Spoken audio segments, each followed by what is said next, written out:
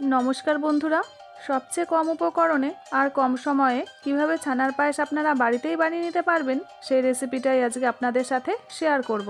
আর ছানার পায়েস বানানোর সময় ছানাটা যদি ঠিক মতন কেটে নেওয়া যায় তাহলে ছানার পায়েসের টেস্টটা অনেক গুণ বেড়ে যায়। ড্রিম রিলিশের পক্ষ থেকে আপনাদের সবাইকে জানাই সাদর আমন্ত্রণ। চলুন তাহলে ছানার পায়েসের রেসিপিটা শুরু করা যাক। ছানার পায়েস বানানোর জন্য প্রথমে ছানাটা কেটে নেব। সেজন্য এখানে 1 লিটার দুধ আগে থেকেই গরম হতে বসিয়েছি। আর দুধটা যখন জাল দেবেন তখন কিন্তু অনবরত এইভাবে একটা খুন্তি দিয়ে দুধটা নেড়ে যেতে হবে, তা না হলে দুধটা তলায় লেগে যেতে পারে। এরপর দুধটা যখন একবার ফুটে উঠবে তখন গ্যাসের ফ্লেমটা বন্ধ করে দুধটা হালকা একটু ঠান্ডা করে নেব।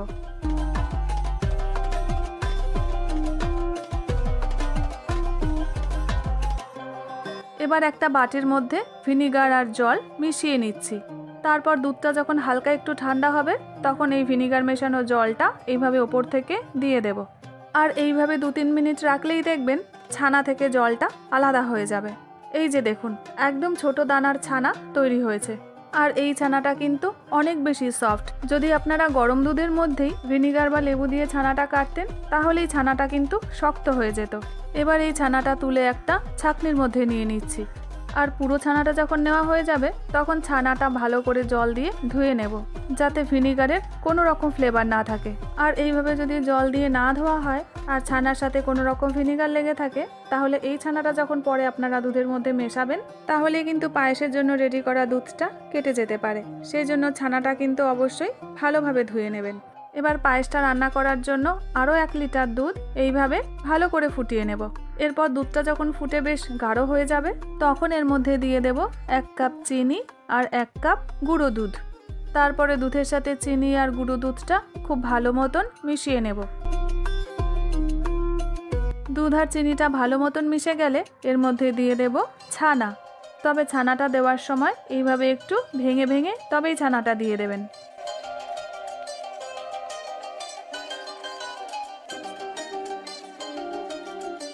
আর পুরো ছানাটা দেওয়া হয়ে গেলে এর মধ্যে দিয়ে দেব অল্প করে একটু লবণ আর 1 চামচ গোলাপ জল।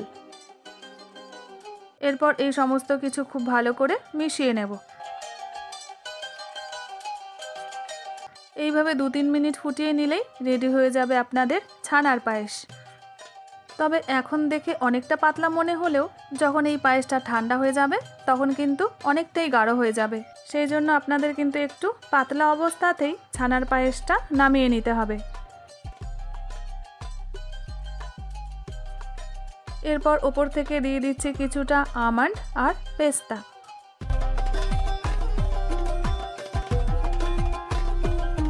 এবার এই ছানার পায়েসটাকে চাপা দিয়ে প্রায় 4 থেকে 5 ঘন্টা ফ্রিজের মধ্যে রেখে দেব। দাঁড়ান, প্রায় 5 ঘন্টা পরে ফ্রিজ থেকে বের করে আপনাদেরকে দেখাই পায়েসটা কেমন তৈরি হলো। এই যে দেখুন কতটা গাঢ় হয়ে গেছে ছানার পায়েসটা।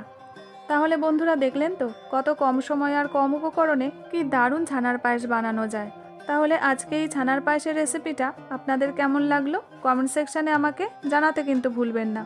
আর ভিডিওটা যদি ভালো লেগে থাকে লাইক শেয়ার সাবস্ক্রাইবের অনুরোধ রইল। আবার দেখা হচ্ছে আপনাদের সাথে একটা নতুন এপিসোডে নতুন একটা রেসিপি নিয়ে।